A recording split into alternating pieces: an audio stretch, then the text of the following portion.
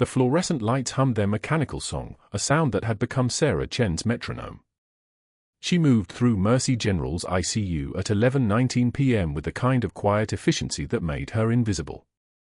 3 months in Savannah, 3 months of night shifts, 3 months of keeping her hands steady and her eyes down. The antiseptic smell mixed with floor wax and something else, the copper undertone of human suffering that no amount of bleach could fully mask. She knew that smell. She knew it the way a musician knows their instrument. Her scrubs were deliberately loose, dark blue, the kind that wouldn't draw attention. Under the left sleeve, burn scars traced patterns across her forearms like a map of a war nobody asked about. Most of the day shift had already forgotten her name. That was the goal. That was always the goal. Room 304 was at the far end of the corridor, and that's where Sarah headed first. The Army Ranger inside, 26 years old, name of Marcus Webb according to the chart, though she never called patients by their first names, had arrived 3 weeks ago with burns covering 40% of his body. Thermal injury from an IED that should have killed him. The kind of injury that taught you which parts of yourself could burn and still function, which parts couldn't. Sarah understood this at a cellular level, though she'd never spoken those thoughts aloud to anyone. The door to room 304 opened without a sound. She'd learned to move that way, hinges, doors, her own breathing synchronized so nothing announced her arrival. Webb was awake, which meant another difficult night ahead. His eyes tracked to her automatically, and she saw the calculation happen in his face. Another nurse. Another chance to ask for something that probably wouldn't come. She'd seen that look before. She'd worn it. Vitals check, she said quietly, her voice the kind that didn't carry beyond the room. It was a voice she'd cultivated deliberately, soft enough not to disturb, strong enough to be heard. The balance was precise.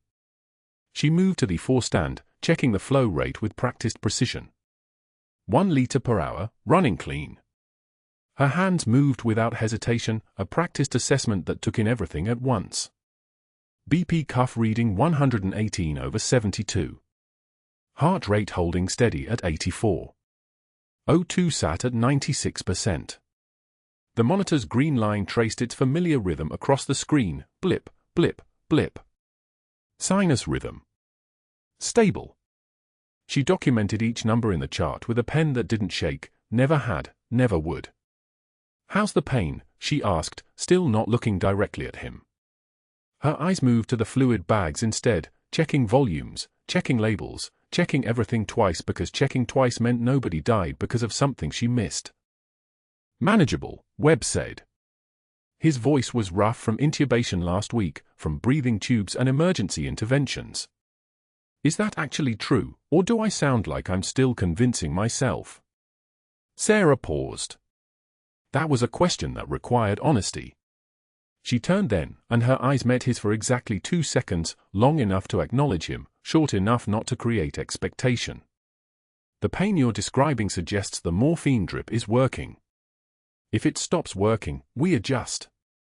Tell me immediately when that happens. Don't wait. Don't be polite." Webb nodded. Something in his face relaxed slightly. He'd understood what she hadn't said. "I will believe you. I will act." She finished the vitals check and moved toward the door. That's when Jennifer, the senior nurse on evening rotation, appeared in the hallway with a chart tucked under one arm and an expression that landed somewhere between curiosity and confusion. "Sarah, you ever notice anything weird about the billing records?" Jennifer asked, her voice casual in the way that suggested she'd been wondering about this for a while.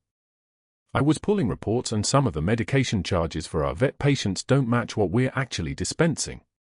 Like, we're billing for 10 milligrams doses but documentation shows we administered 5 milligrams, happens on about 6 different charts."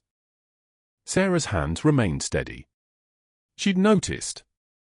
She'd spent 2 hours last night photographing those records with the phone tucked inside her locker door, the camera angled downward, each photo meticulous.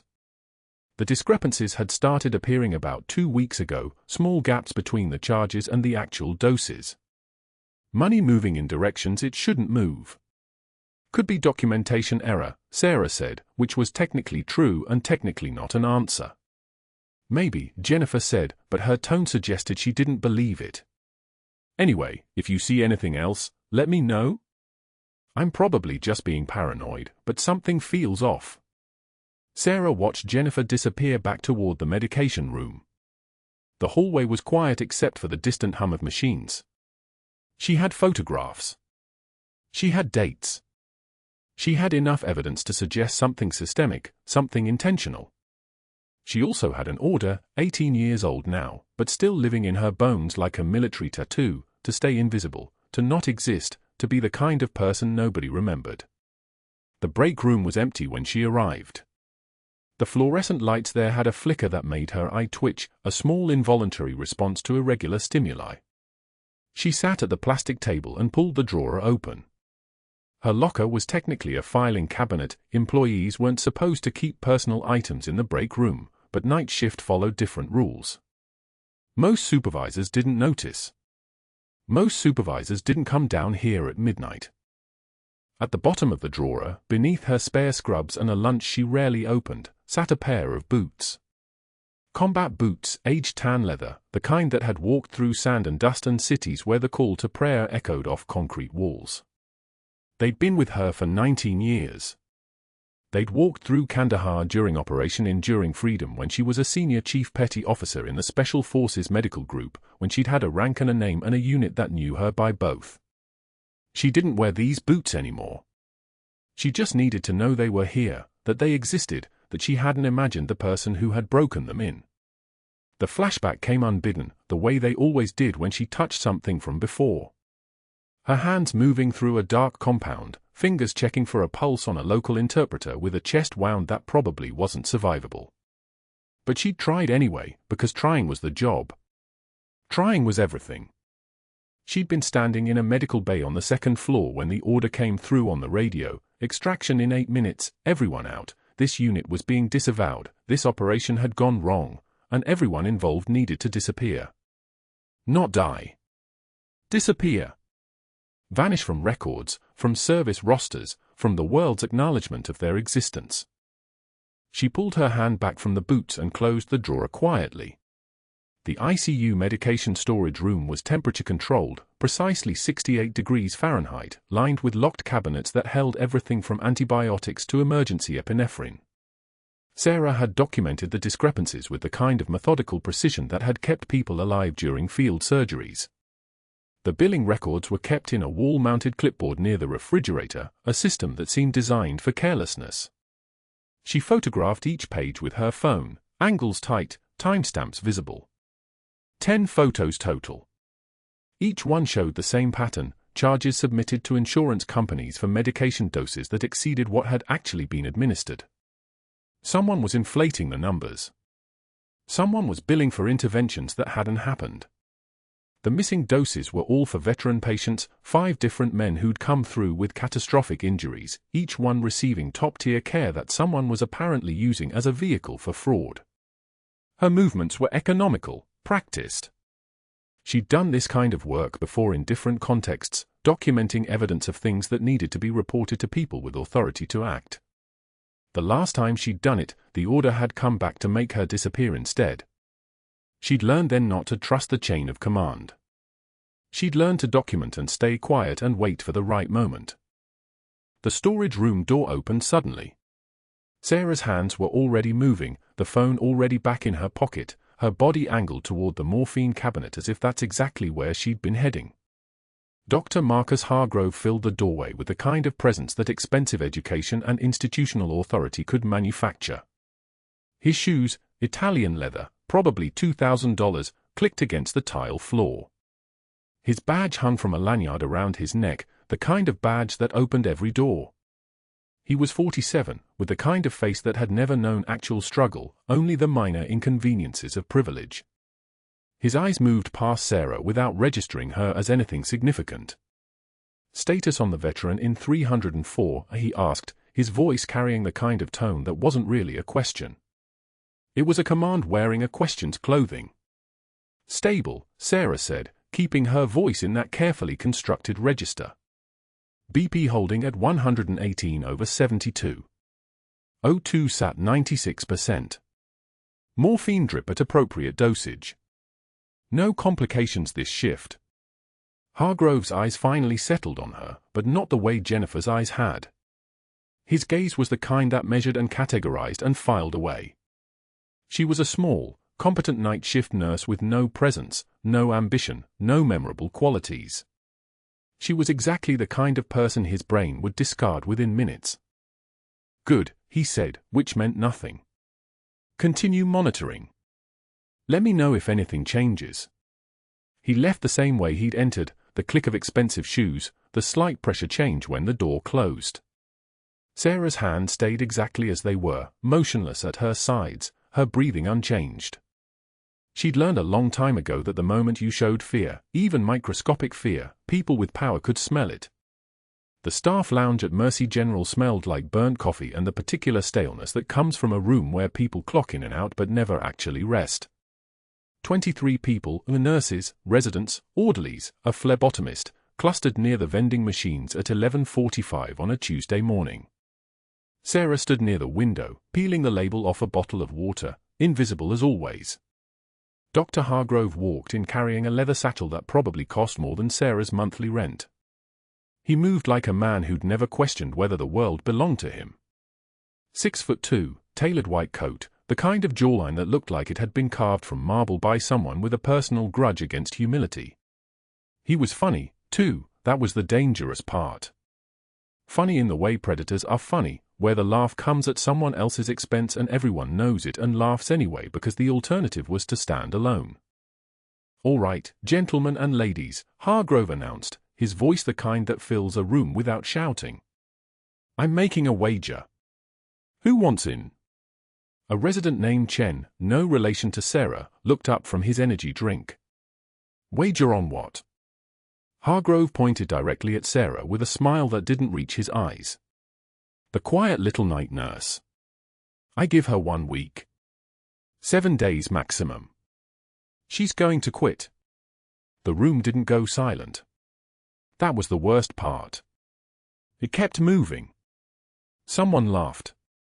A nurse Sarah recognized from the day shift smirked into her coffee. "Why would she quit?" one of the younger residents asked, playing along. "Because," Hargrove said, settling back against the counter like he was about to tell a story everyone wanted to hear, "she doesn't have the spine for real medicine.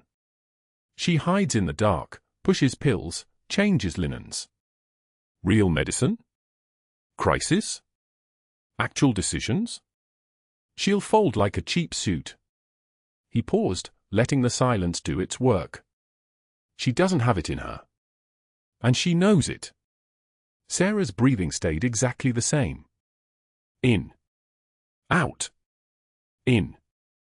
Out. The kind of breathing that comes from having spent years in places where a single change in respiration could alert someone hunting you. She kept her eyes on the water bottle label, on the generic waves printed in corporate blue. "My money says she walks by Thursday," Hargrove continued. "Anyone want to take that bet?" 3 residents immediately pulled out their wallets. Dr. Gerald Thompson, the cardiology attending who owed Hargrove favors stretching back 5 years, nodded slowly. "I'll take 100 of that action. She seems tougher than she looks." Appearance versus reality, Hargrove said, his voice dropping into the tone he used during rounds, the one that made residents scramble. "I'm judging her by performance metrics, Gerald. Not her poker face." Sarah turned the water bottle in her hands. The label was nearly off now. She could feel the weight of 23 pairs of eyes, or maybe just the weight of knowing that she was standing in a room where her name was being used as entertainment. The instinct, the old instinct from Kandahar, from the classified operation that had ended with her unit disavowed and her records erased, was to do something. To make a statement. To remind these people exactly who they were talking about. But that was the whole point of disappearing. That was the entire contract with the Pentagon: vanish, stay invisible, never use the skills they'd paid $500,000 to teach her. Never remind anyone that she existed at all. She finished peeling the label and dropped it into the trash. One of the younger nurses, a kind woman named Patterson who'd actually asked Sarah's name on the first day, looked uncomfortable. "That's not cool," Patterson said quietly. "It's a joke," Hargrove said, and the tone shift was surgical. Suddenly he wasn't funny anymore. He was a man explaining why someone else was wrong. Everyone can take a joke. Sarah picked up her bag. The room felt smaller now, or maybe her oxygen was being rationed from somewhere far away. She walked past Hargrove toward the door, and he watched her with the expression of a man who'd just confirmed everything he believed about himself. The next afternoon, during lunch shift change, Sarah stood in the cafeteria with a tray, tomato soup, turkey sandwich, a carton of apple juice, a roll. The day shift was signing out, the night shift was signing in. The transition window where nobody was quite responsible for anything. Mercy General's cafeteria was a long corridor with industrial-grade everything, industrial beige walls, industrial fluorescent strips overhead, industrial noise that made quiet conversation impossible. She was standing near the condiment station when Hargrove walked past. Not close. Not purposeful. Just present in the way people are when they're moving through a space. Except his hand rose and caught the side of her tray. The tray went up. For a fraction of a second, gravity existed only in potential. Then it executed. Soup splashed, hot enough to sting, cold enough to be shocking, across the tile floor. The sandwich slid somewhere into the mess. The juice carton bounced and split. The roll scattered. The cafeteria wasn't silent. The cafeteria was loud. But the sound changed. It became the kind of loud where everyone was pretending not to notice something they were absolutely noticing. Sarah looked at the spill.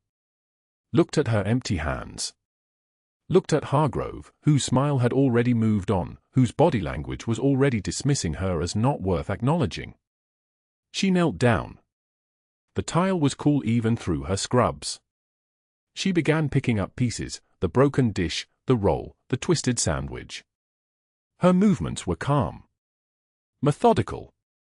The way someone moves when they're in a room and the rest of the world is somewhere else entirely.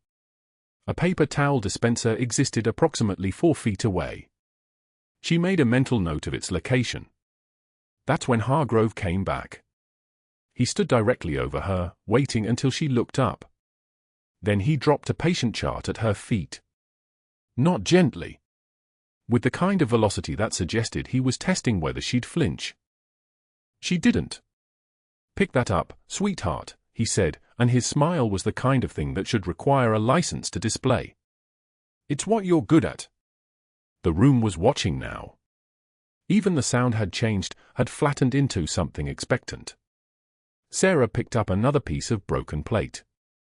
Then another. Then she straightened slowly, her eyes meeting his at approximately the same level. When she was upright, they weren't at the same level anymore, she was slightly lower, and from that position, she looked directly up into his face. "I've cleaned up worse messes than this, doctor," she said quietly. The voice was steady. Not shaking. Not small. And I've never walked away from one yet. One tear escaped her right eye. She saw Hargrove notice it, saw him register it as a victory. She wiped it away with the back of her hand, still holding his gaze, and when the tear was gone, she turned and walked toward the paper towel dispenser. The message he'd received was this: she was breaking. The tear meant he was winning. That evening, in his office on the 3rd floor, Hargrove made his first call. His voice was pleasant, the voice he used with people who owed him money or favors or both. Gerald Thompson answered on the 2nd ring.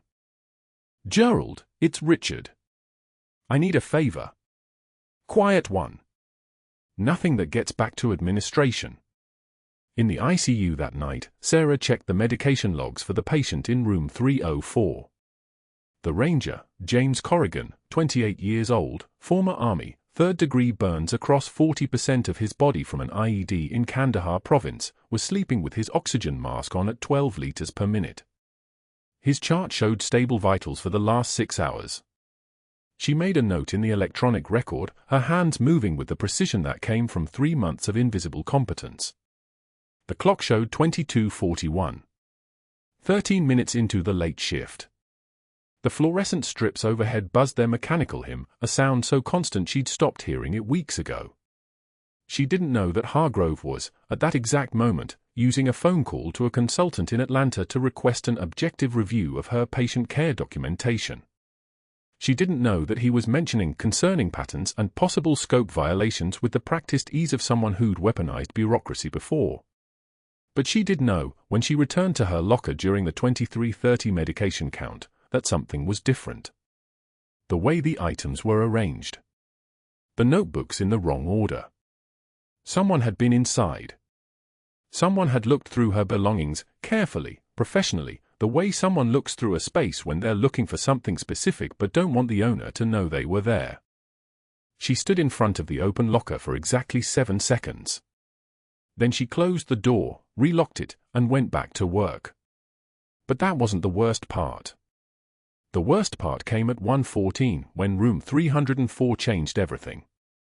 The monitor's alarm screamed at 1:14 a.m.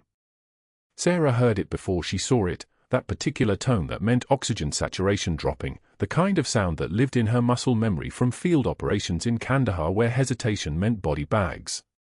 She was 3 corridors away, restocking the medication cart, when the intercom crackled. ICU room 304-02 sat critical. Room 304. The Ranger. The veteran with burns covering 40% of his body who'd been stable for 6 hours. Stable didn't mean safe. She moved toward his room like water finding a downhill path, no rush, no panic, just inevitable.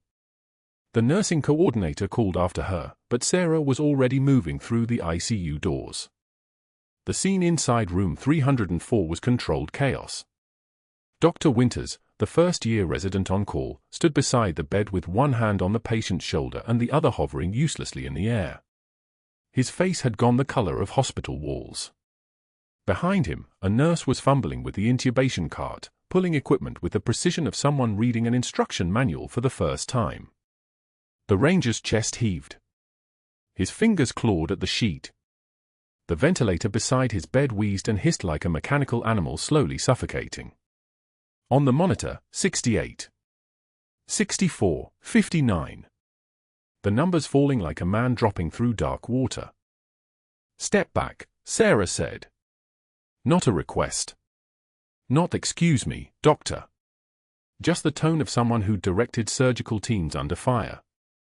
Dr. Winters blinked at her like she'd materialized from the wall. "I've got this," he said. His voice shook. His hand shook worse. "The attending's on the way. We just need standard intubation. You don't have 20 minutes.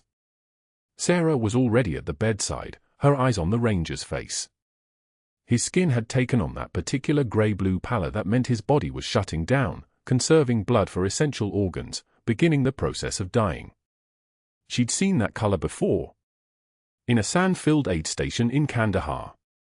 In the eyes of soldiers who knew they were running out of time. The monitor screamed again, 52. The oxygen alarm was now a continuous shriek.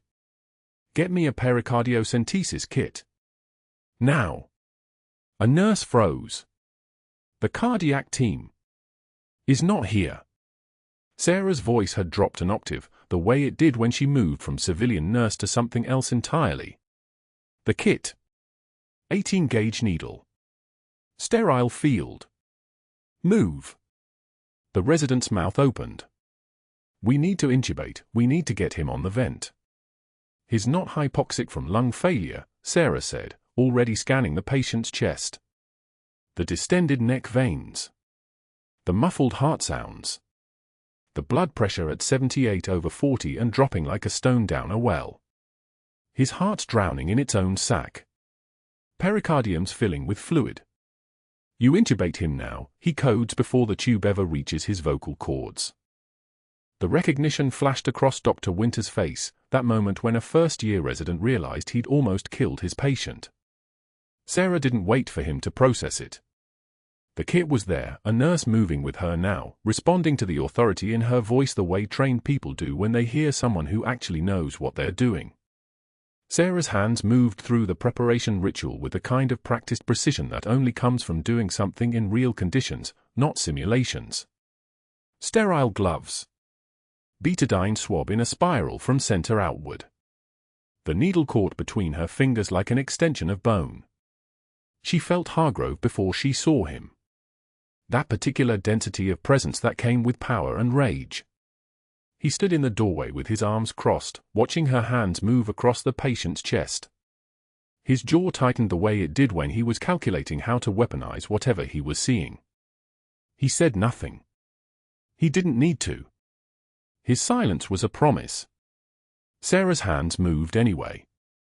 12 years of medical training, 3 tours under fire, 17 lives saved in Kandahar where mistakes meant body bags and letters to families, all of that lived in her muscle memory. She located the subxiphoid angle by feel, the hollow beneath the xiphoid process where the ribs diverged. The needle went in at 45 degrees, guided by something deeper than conscious thought. Muscle memory.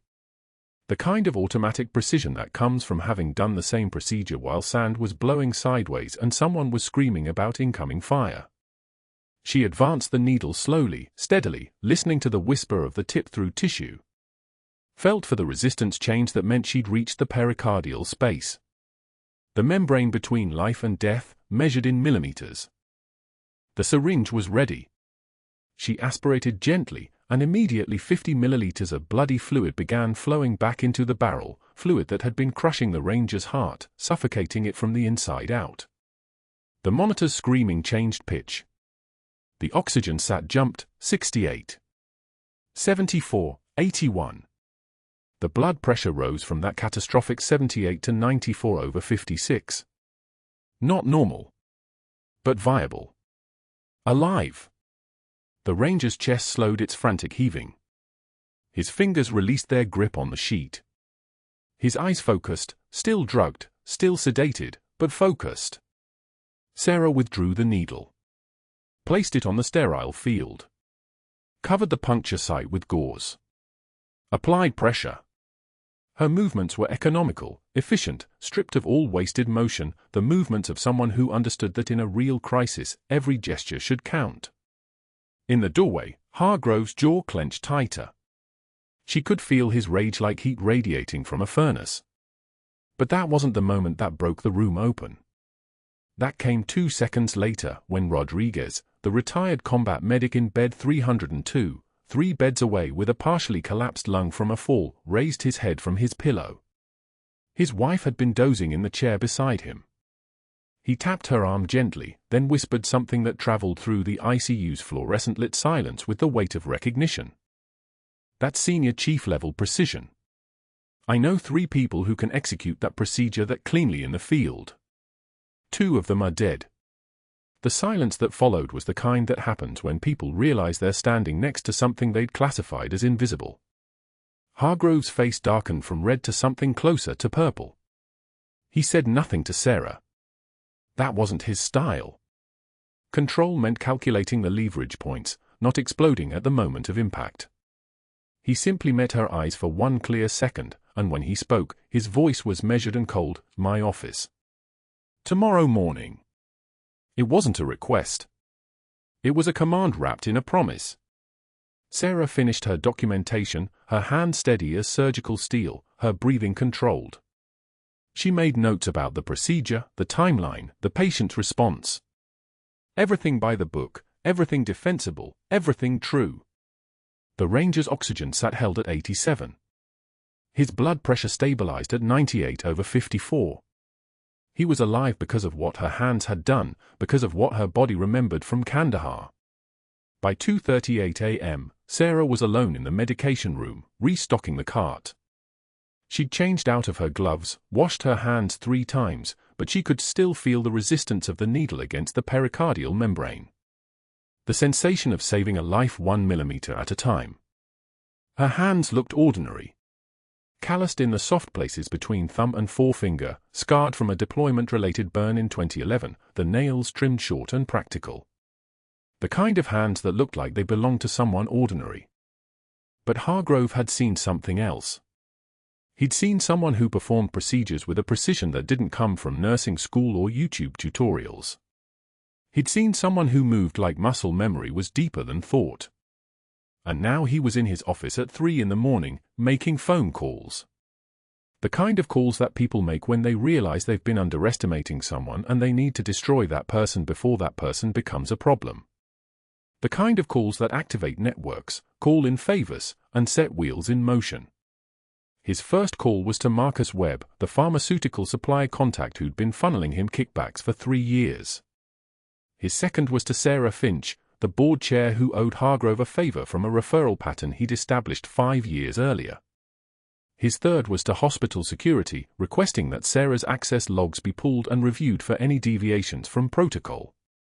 By the time the sun came up over Savannah, Hargrove had already begun the process of manufacturing the case that would justify destroying her. What he didn't realize was that the case had already been written. By Rodriguez. By the Ranger. By every person who understood that the procedure Sarah had performed wasn't something you learned in textbooks. The real nightmare was only just beginning. The next night, the Ranger in room 304 began his descent like a stone sinking through black water. His blood pressure dropped from 118 to 94 in 4 hours. Then 87. His heart was still beating, but it was beating against pressure, trapped fluid surrounding the pericardium, squeezing, suffocating, drowning him from the inside. The monitors showed the classic signs, pulses, paradoxes, Beck's triad developing in real time. His oxygen saturation was 89% and falling. Sarah stood at the foot of his bed during her midnight rounds, watching the numbers like she was reading a language everyone else had forgotten. She'd seen this before. Not in a hospital. In a field tent outside Kandahar with mortar fire echoing off the mountain walls and a Marine whose chest was filling with blood from a penetrating trauma. Pain is data. Every number was a sentence. The on-call resident, Dr. Marcus Webb, hadn't slept in 32 hours. Sarah could see it in the tremor of his hands when he entered room 304 at 2:38 a.m. to check the Ranger's vitals. He read the monitors. He read them again.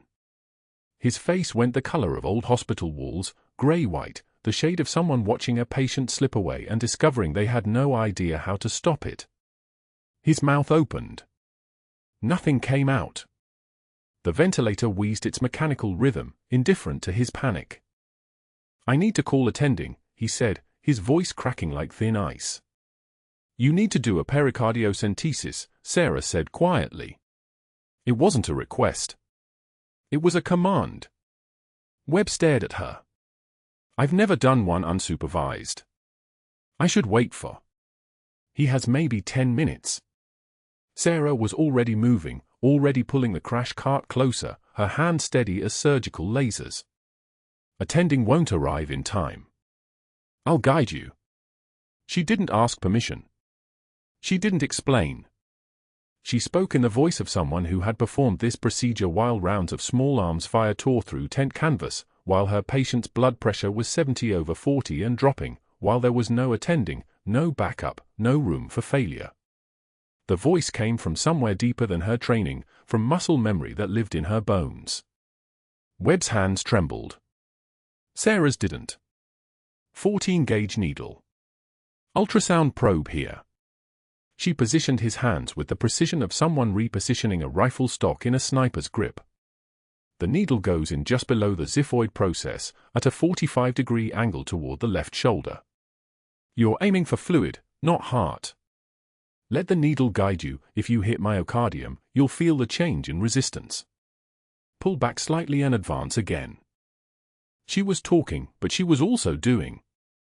Her body moved on its own, the way bodies move when they've done something 1,000 times before, when the thinking part of the brain steps aside and the knowing part takes over.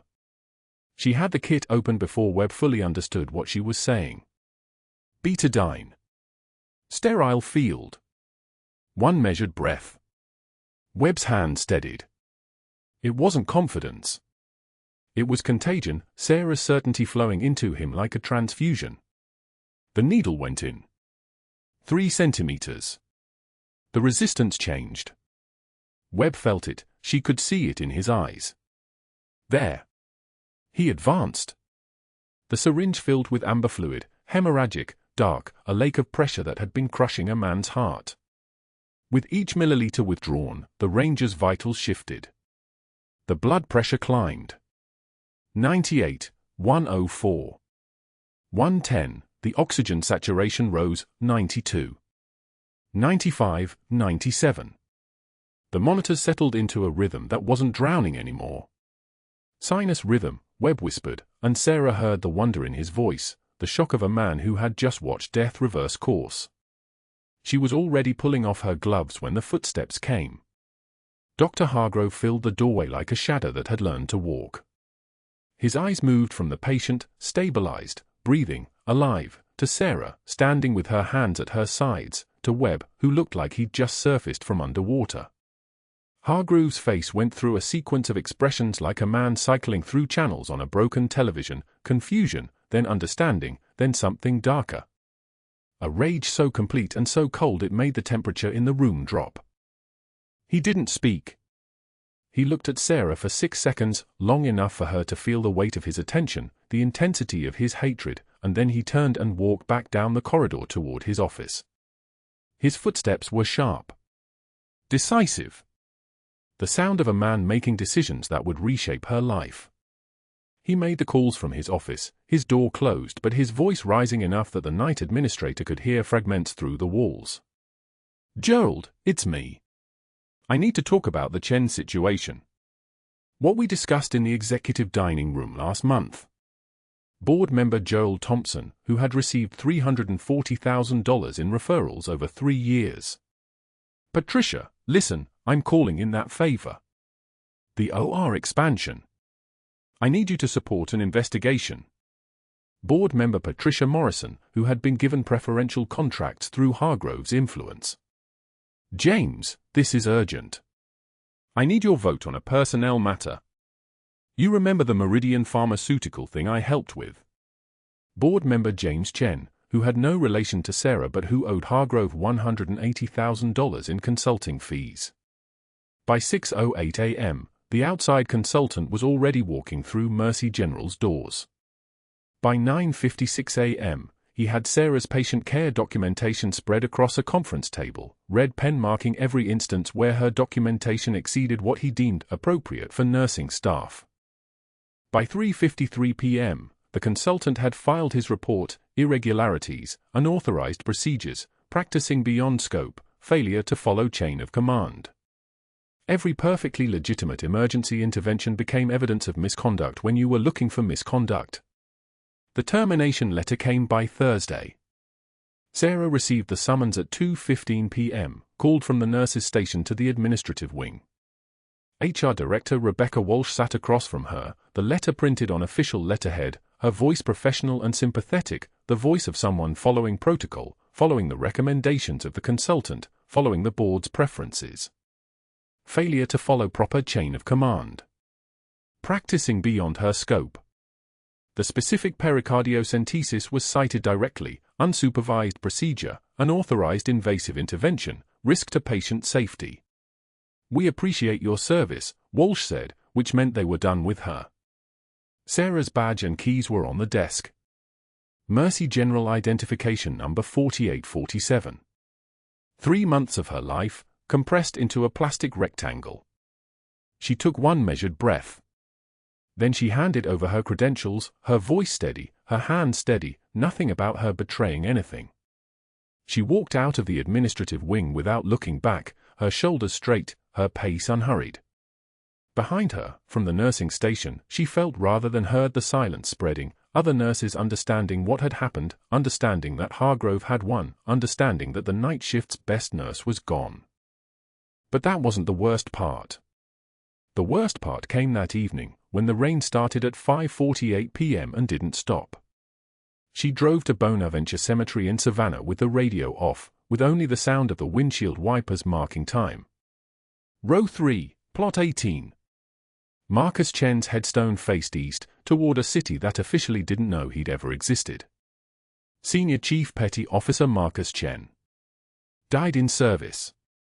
No dates. No details. No room for anyone to piece together the truth of how a classified operation in Kandahar had gone sideways, how his unit had been disavowed, how the Pentagon had erased him from every record and ordered her to disappear into civilian life.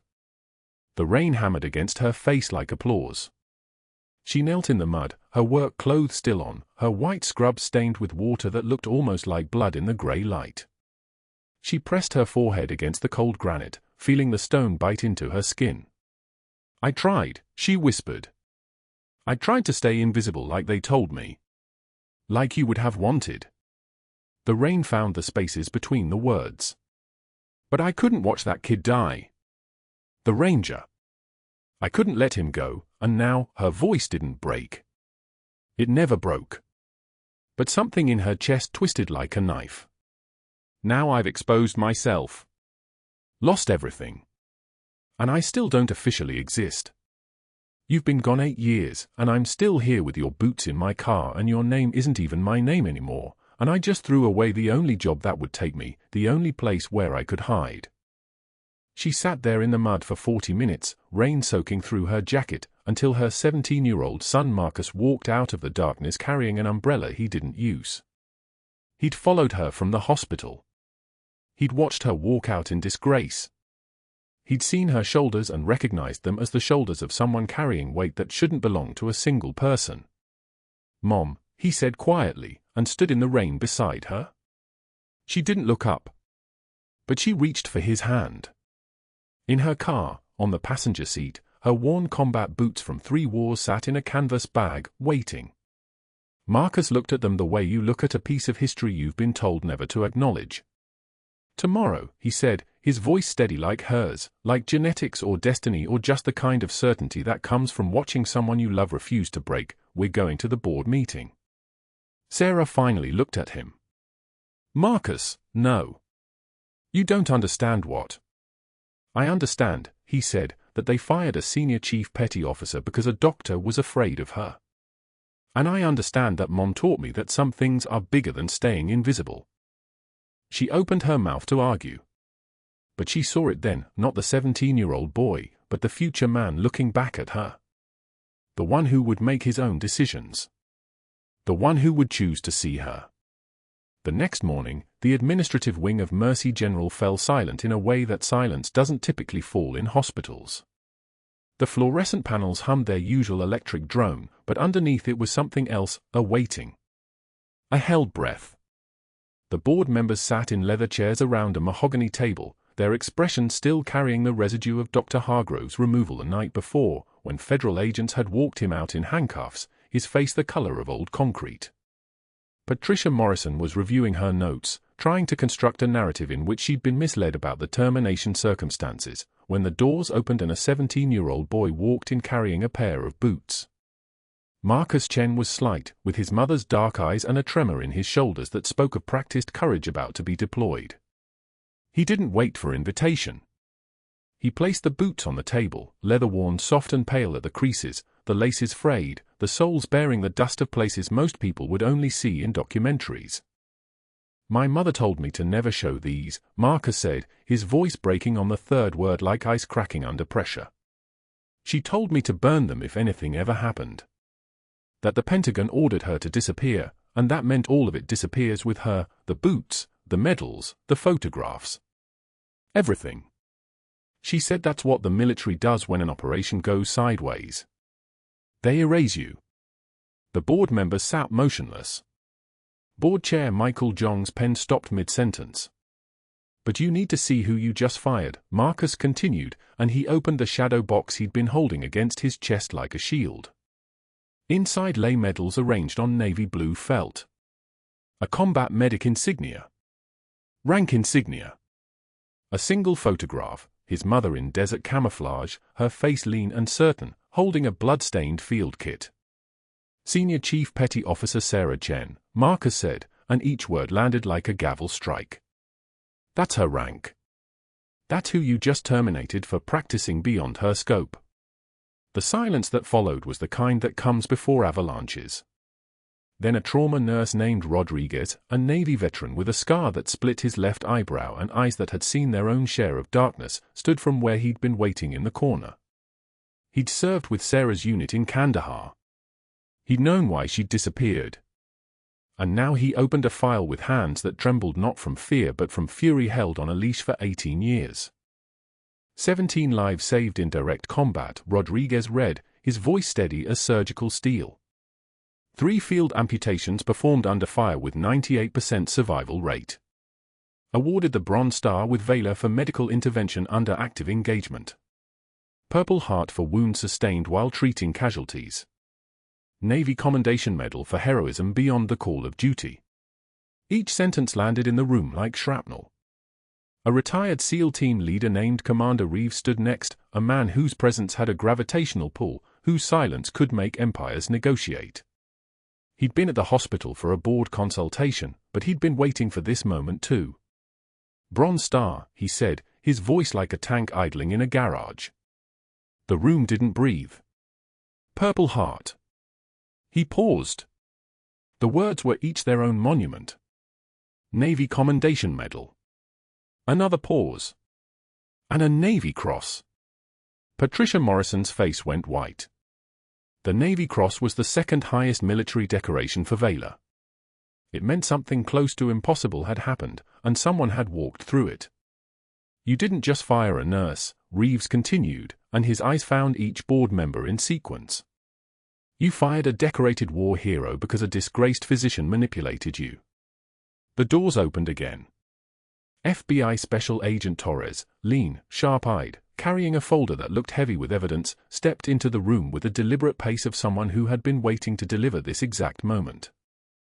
Dr. Hargrove has been systematically inflating pharmaceutical charges on veteran patients for the past 4 years, Torres said, opening her file. Complex cases allowed him to bury inflated billing in legitimate-looking orders. Senior Chief Chen began documenting medication discrepancies 3 months into her employment. She became a direct threat to his fraud scheme. How much? Zhong asked, his voice barely a whisper. $200,000 annually, Torres replied. Kickbacks from Pharmaceutical Solutions Group. The company president has already agreed to cooperate in exchange for a reduced sentence. When Ms. Chen started asking questions, Dr. Hargrove initiated a termination sequence specifically designed to discredit her before she could escalate the concerns. The hospital's IT director, Marcus Holloway, a Marine Corps veteran with a bearing that still held the architecture of military discipline, stepped forward with a laptop. He clicked through security footage without narration. The cafeteria. Sarah's tray hitting the floor. Hargrove's smile. The chart landing at her feet. The locker room. Hargrove letting himself in with a master key, searching through her belongings. Every frame saved, Holloway said. Every incident documented. And here, he clicked to a video timestamp from the night of the pericardiocentesis. He attempted to delete this footage at 3:08 a.m. But he didn't know our system maintained shadow copies. Illegal destruction of evidence. Obstruction of a federal investigation. The board chair's hand moved to his phone, but before he could dial, the conference room door opened one more time.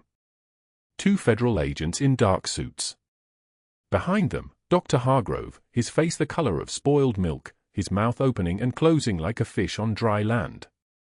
You practice medicine without a license, he tried, his voice cracking. She performed procedures.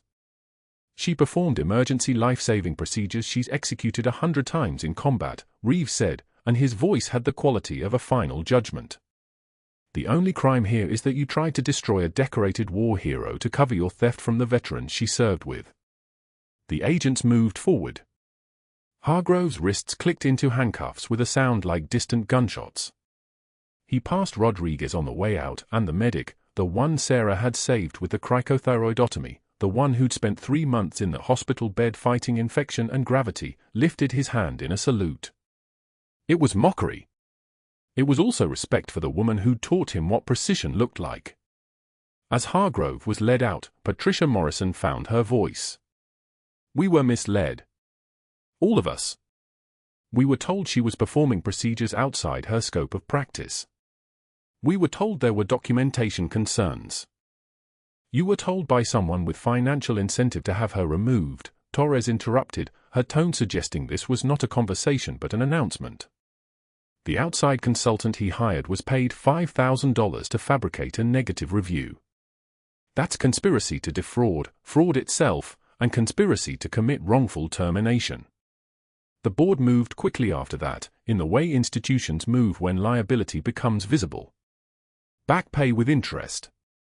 Public apology. Immediate reinstatement.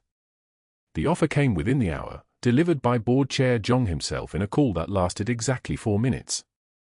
Director of Emergency Medicine, he said quietly. Full autonomy over protocol development and personnel decisions. We're asking you to transform this department from the ground up. Sarah listened to the offer while sitting in her car in the parking lot, watching rain that had been falling since dawn. She thought of her husband, another special forces operator, another ghost the military had disavowed when an operation went sideways. She thought of Marcus. She thought of the ranger still fighting to walk, still believing he might have a life beyond the hospital walls. She thought of the combat boots under her desk, the ones Marcus had carried into that boardroom and laid down like a gauntlet. "I'll take it," she said. 6 months later, Sarah Chen walked through the entrance of Mercy General in a white coat embroidered with Director of Emergency Medicine in letters that caught the morning light. The nursing staff applauded as she passed, the same station where her badge had been confiscated. She moved through the applause like it wasn't there, acknowledging it with a nod that felt official and final, and headed to room 304 where the ranger she'd saved was doing physical therapy, standing on feet that had been burned across 40% of his body. He saw her and stood straighter. Then raised his right hand. A salute. She returned it, and something in her chest that had been locked for 18 years released.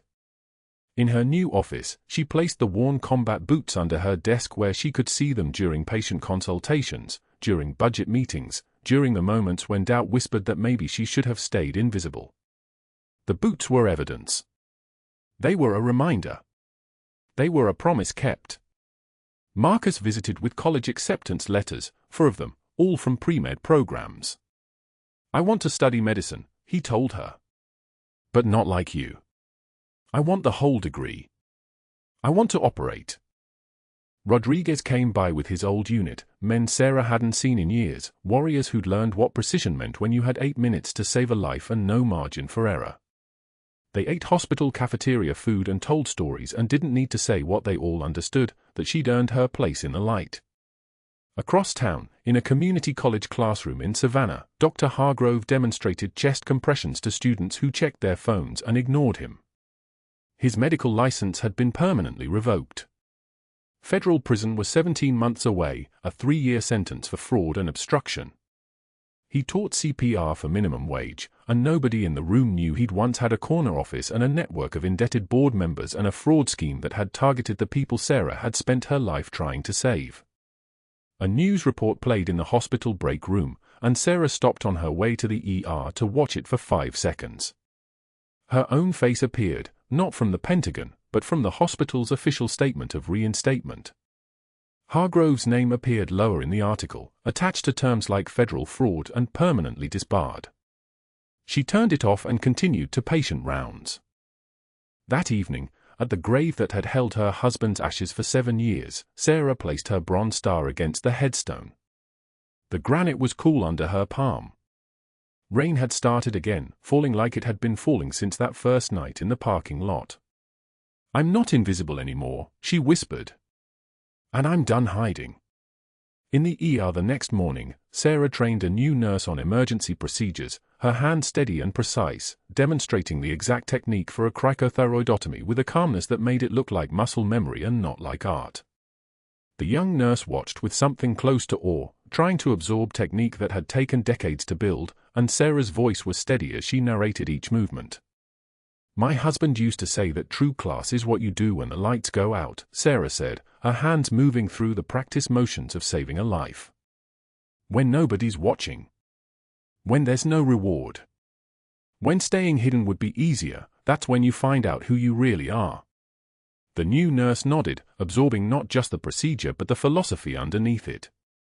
Through the glass wall of Sarah's office, you could see the worn combat boots positioned under her desk, boots that had carried her through Kandahar and into the shadows and finally into the light. If you found yourself in Sarah's position, underestimated and facing institutional power designed to destroy you, would you have revealed everything, or would you have stayed hidden? Subscribe for more stories of people who refuse to be erased. Like this video if you believe that true heroes often work in the places nobody sees. And comment below, was Hargrove's punishment enough, or did he deserve worse?